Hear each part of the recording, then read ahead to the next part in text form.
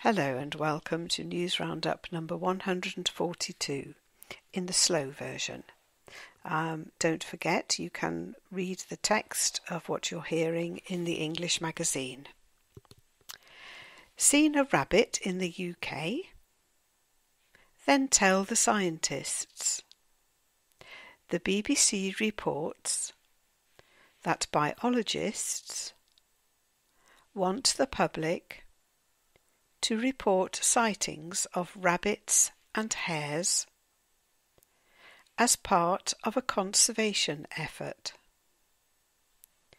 Apparently, the bunnies are easier to spot in spring, when vegetation is low and the breeding season is underway.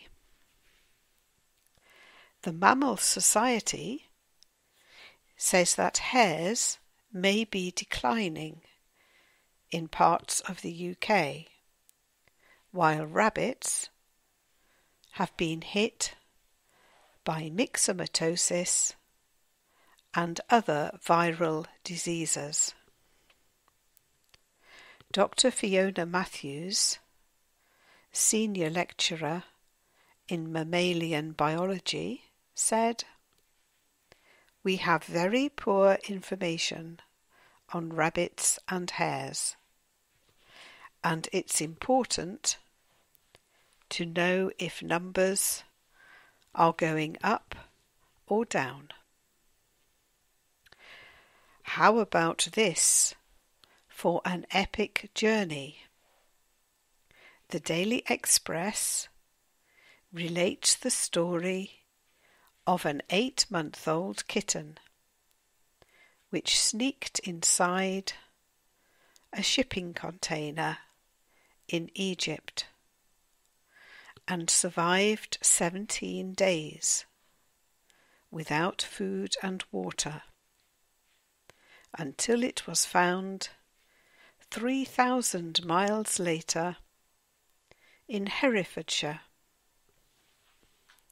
The Express says the ginger Tom, which has been named Sinbad, managed to get into the back of a lorry in Alexandria port. The sealed container was put on a ferry and sailed across the Mediterranean Sea before going by road through Europe. Sinbad was finally found when the lorry arrived at the warehouse of Mediterranean Linen in Moreton-on-Lug in Hereford. Staff heard desperate mews coming from inside the vehicle and found the cat had made itself a bed in a box of linen. A recent poll outlined in the Daily Mail claims that the hardest word in the English language for foreigners to pronounce is Worcestershire. Other words which caused difficulty included specific, squirrel, brewery, and edited. We seem to have some very clever scientists here in the UK. An article in The Independent informs us that boffins at Durham University have deciphered the secrets of gibbon speech.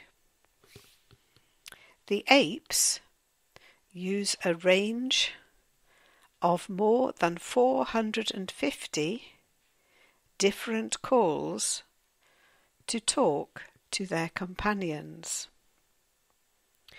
Dr. Esther Clark commented that the research is so significant that it could provide clues on the evolution of human speech, and also suggests that other animal species could speak a more precise language than has been previously thought. They seem to be a pretty glum lot in the Surrey village of Ash, according to the Daily Mirror. Their annual fun day has been scrapped by the parish council because, says the paper, not enough people want to have a laugh. A spokesman for the council said there are no plans in place to stage a fun day because last year's attendance was only 1,000 people, and it was not worth the time and effort. Second World War memorabilia continues to attract plenty of interest in the UK. The Daily Telegraph reports that the uniform of Hermann Göring, who founded the Gestapo and was commander of the German Air Force, is for sale for £85,000. John Cabello of Devon Parade Antiques, Plymouth, where the uniform is being sold, said, "Göring was hugely overweight and had a tendency to perspire a lot. That would explain the profusion of sweat in the tunic. The stress levels on the tunic's folds, coupled with the strain on the brooches of the tunic, show it was worn by someone overweight.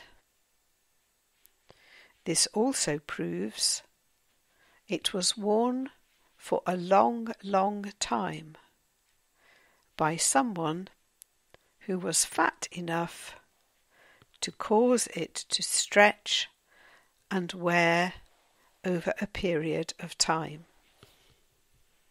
Mr. Cabello said he bought the item at auction from a Swiss collector.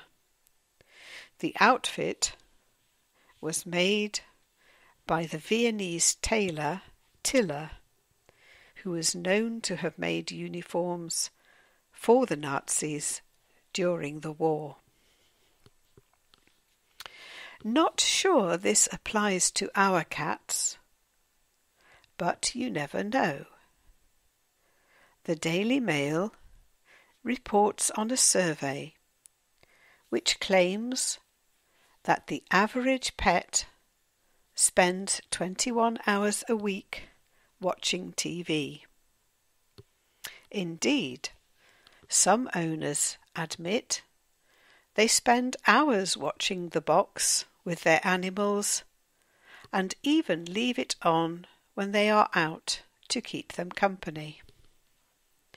The survey by Virgin Media also revealed that almost 2/3 of goldfish owners, 63%, even confess to putting the tank in sight of the TV so their fish can watch it for more than 3.5 hours a day.